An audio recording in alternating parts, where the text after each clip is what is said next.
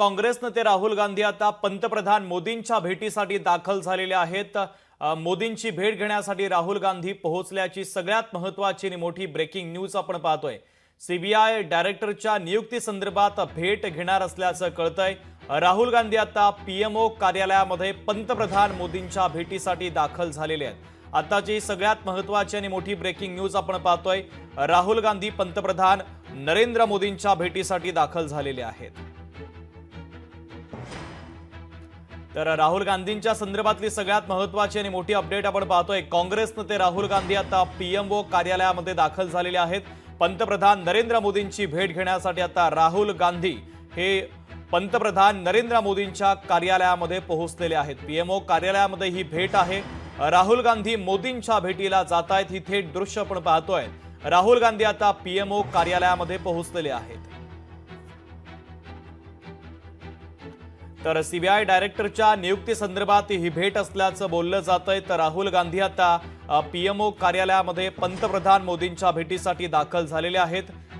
भारत आणि पाकिस्तानमध्ये तणाव देखील वाढलेला आहे। त्या अनुषंगाने केंद्रीय पातळीवर हालचाली सुरू आहेत आणि त्या हालचालींच्या संदर्भात देखील महत्त्वाची चर्चा राहुल गांधी पंतप्रधान मोदींसोबत करण्याची शक्यता आहे। तर विरोधी पक्षाची भूमिका देखील तितकीच महत्त्वाची आहे। म्हणून पंतप्रधान नरेंद्र मोदी आणि राहुल गांधी या दोन्ही नेत्यांमध्ये भारत पाकिस्तान तणावाच्या संदर्भात देखील महत्त्वाची चर्चा होण्याची शक्यता आहे।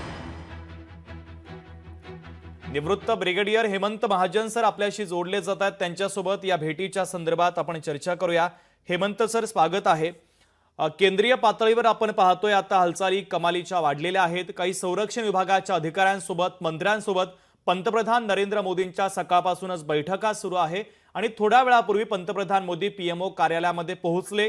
त्या ठिकाणी देखील काही महत्त्वाच्या बैठका झाल्या आणि आता सगळ्यात महत्त्वाचं म्हणजे काँग्रेस नेते राहुल गांधी हे सुद्धा पंतप्रधानांच्या भेटीला पोहोचलेले आहेत। या भेटीकडे तुम्ही कसं पाहता?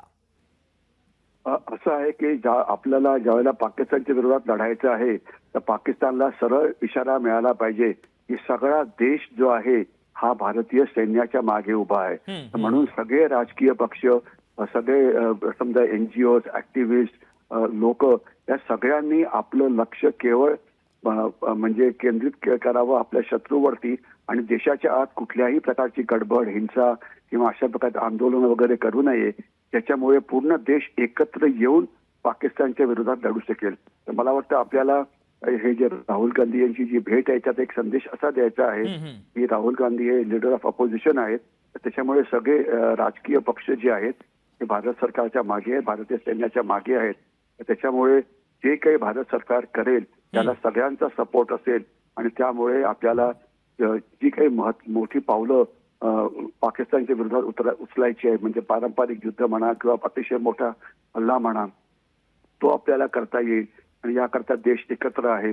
अशा प्रकारचा संदेश आपण आपल्या शत्रू पाकिस्तानला आणि चीनला देऊ इच्छितो आहे। अगदी अगदी हेमंत सर, महत्त्वाचं विश्लेषण या भेटीच्या संदर्भात एकंदरीत केंद्रीय पातळीवरच्या घटनांच्या संदर्भात तुम्ही केलेलं आहे, त्याबद्दल धन्यवाद। तर राहुल गांधी हे पंतप्रधान मोदींच्या भेटीला पोहोचतायत। ही दृश्य देखील आपण पाहतोय। पीएमओ कार्यालयामध्ये राहुल गांधी मोदींच्या भेटीला पोहोचलेले आहेत।